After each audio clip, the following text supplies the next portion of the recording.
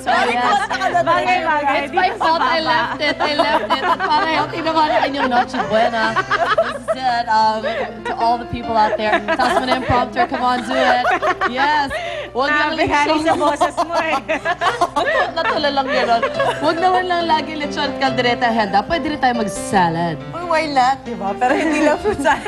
Hindi lang fruitsada bagay this Christmas. At marami pa ibang klase na healthy, pero yummy din na salad. At eto ang ilan sa mga magugustuhan ng inyong mga bisita. Very yummy. Watch this. Ang Pinoy Noche Buena hindi kompleto pag walang salad sa mesa. Kung gusto niyo maghanda ng bago at healthy tipid salad recipes, mamili na sa mga salad na hatid namin sa inyo. Kung hanap mo'y salad na budget-friendly, itry niyo ang Pinoy version ng Caesar salad. Tinapa at itlog na pula ang nagpapanalo sa authentic Pinoy nitong lasa imbis na anchovies at hard-boiled egg. Ang nilagay ko is queso de bola, which is, sa ating mga Filipino, importante yan pag Pasko, saka tinapa. Para naman yung mga kapuso natin na hindi ganon kalaki ang budget, magawa nila. Tanggal ang stress ninyo sa easy-to-prepare watermelon salad with lemon mustard vinaigrette. Very refreshing at bihadong swak ito sa panlasa nyo, lalo na kung umiiwas kayo sa umay ng matatamis na salad. Nagko-complement kasi ang asim at tamis ng watermelon and lemon mustard vinaigrette. At para masiguradong masarap ang inyong salad, Basta dapat mag-infuse yung lahat ng ingredients. Hindi pwedeng hiwa-hiwalay. As we all know, yung oil naman, pag nakita natin na it is well blended, yun na siya, good, ready to use. exciting naman ang kainan at salo-salo kung may mango chicken salad. Pasado ito sa panlasa ng mga chikiting at yan ay dahil sa matamis na mangga na inihahalo rito. Instead of the traditional whole roasted chicken, use the breast part para less fat at iserve ito with a twist of greens and honey mustard vinaigrette. Next salad, hindi lang light appetizer dahil tiyak na mabubusog kayo sa beef tapas strips nitong sahog. Samahan pa ito ng kamatis, pipino, sibuyas at Thai pechay. And unlike the usual salad dressing, ang sukang pinakurat ang nagpasarap sa espesyal nitong lasa. Yung pinakurat is specialty vinegar of Iligan. So, parang suka na tuba, medyo spicy ng konti. At ang isa pang juicy and healthy salad ay itong apple and tuna salad. Patok ito sa mga Pilipino dahil sa crispy and nutritious apple strips na hinalo sa tuna at romaine lettuce. Very affordable ang recipe nito dahil easily available ang ingredients. Perfect ito with a Thousand Island dressing o kaya ay mayo with ketchup lang. O mga kapuso, nakapili na ba kayo sa mga green salad recipes? Ilan lamang yan sa mga new and exciting ways to serve salad this Noche Buena. Nice naman. Sarap. Yes, very healthy. Yep. Mabalanse naman lahat ng mga fatty food na kinakain natin pag Christmas. Kasi minsan pati ikaw parang gumigive up ka na rin. Oo nga eh. Tayo gulay. Parang sumasakit na yung batak mo. Tama na. Pitik na. Hindi pinang ganyan. Kainan pa rin tayo. Talaga kumain pa rin. This time pagkain, laman lagi ng kapagkainan. At tuwing Noche Buena yan, binibida nating ham. Oo nga, nag-aantay pa ako ng ham. Marami kayong pwede pamili yan. Dahil iba-ibang klase ng mga hamon. At ang ilan sa choices ninyo, narito po. Wow. Bidang-bida tuwing Noche Buena ang Christmas ham. Pero alam niyo ba na ang pwedeng ihain sa inyong mesa ay hindi lang karneng de bola?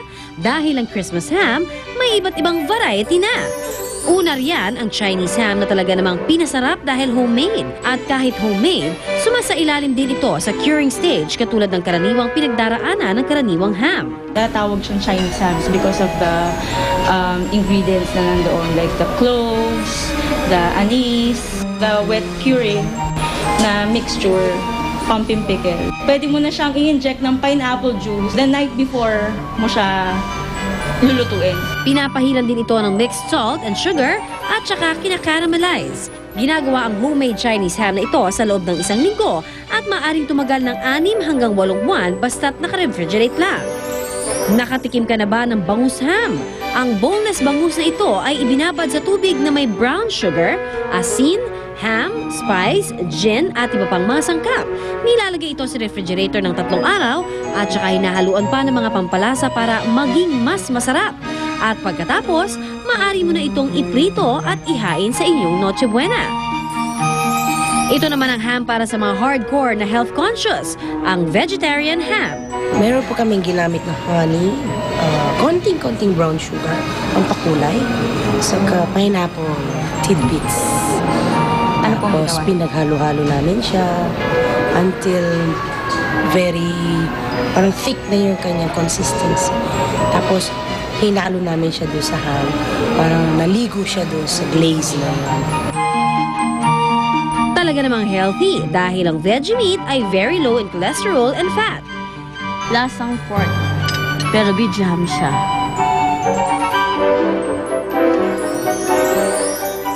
O, di ba? Oh, yun! Sarap!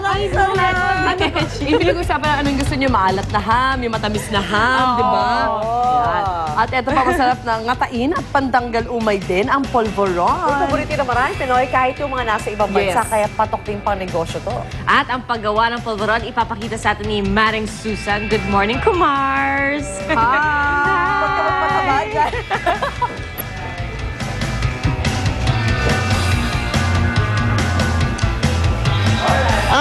Good morning po mga kapuso! Andito po ako kayo sa House of Pulburon dito sa Sucat, Muntinlupa. Alam ko po, natatakam na kayo kung paano gawin tong pulburon na to. Napakasarap po yan. Para malaman nyo, eto na po si Maring Susan. Go, Susan! Nako, salamat, Art. Good morning, mga kumars. Yung mga kumars ko dyan sa studio, nako, maiinggit na naman kayo dahil kung paano ho ba ginagawa ang pinakamasarap na pulburon. Ayan, syempre, unang-una, kailangan lutuin muna yung pinaka-arena. Ayan, nakikita nyo, hinahalo ni Kuya dito sa kawa. For 15 minutes ho yan na kailangan lutuin. Parang sinasangag ang arena. Pero, syempre, bago ho yan, kailangan muna yung mga ingredients. Ano ba ho, mga basic ingredients sa paggawa ng pulburon? Syempre, kailangan may arena kayo, merong sugar, may powdered milk, ayan, gaya po nito. At syempre, may butter at margarine. So, mini-mix-mix ho yan, pinaghahalo-halo. Ito yung nakikita nyo, kulay brown na yung pulburon dahil ito yung naluto na. At ito naman yung kanilang powdered milk na parang ginaganyan pa nila, kailangan ho, pinipinong-pino. Ayan, para pagkain nyo, hindi kayo masasamid sa pulburon. So, pagka na-mix na ho yan, ilalagay naman nila dito sa kanilang mixing machine. Ayan, nakikita ho ninyo, ayan, i-mix na ho nila lahat ng ingredients yan. Pati yung pinaka, ano ba yung flavor, yan. Siyempre, kanya-kanya tayo ng gustong flavor sa pulburon. May mga mani, may kasoy, ayan. I-mix ho nila dyan. And then, pag na-mix na ho yan, to make sure na talagang proportional yung lasa, no? Yung tamis niyan, yung lasa ng ingredients. Kaya, i-mix nila yan dyan ng ilang minuto. Pagkatapos, i-mold na ho nila yan. Pag mold ho, para magkaroon na ng shape, kung ba bilog, may flower, merong oblong, ayan.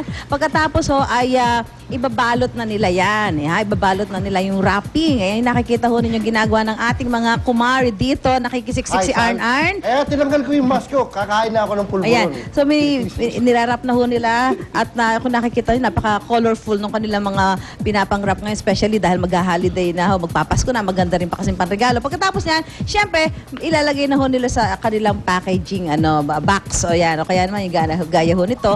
Para ho naman maging madala na nila sa market at mabili na natin sa iba't ibang supermarket, sa mga mall. Di ba, Arn? Tinikman mo na ba? Mabaya-baya konting Susan, binabalot pa eh. Ayan. So, iba-iba yung flavor. Yan, nakikita nyo ngayon, ibang kakaibang klase ng pulburon dahil ito ay choco-coated pulburon. Ayan, kakaiba kung alam nyo yung dati lang, may mga pinipinipig na ganyan o crisp rice, ika nga. Meron ho sila ng mga nas. Mamaya, ay sasabihin ho namin sa inyo ni Arn-Arn kung ano-ano ba yung mga pwedeng ilagay ditong flavor sa ating paboritong pulburon at saka paano ba yung mga packaging dahil pwede ho natin itong ipang-irigalo this coming holiday season. Kaya tutok lang ho kayo, wag kayong alis dahil kami ni Arn-Arn. Ay, magbabalik pa po! Magbabalik po ang unang hirit. Kain tayo ng pulburon. Sumipol ka, Arn-Arn.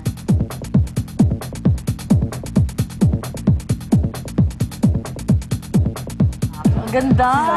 Uy, pengi naman yan. Lagi na lang kami sa TV lang namin na ba? Yan, may chocolate. Gusto mo yung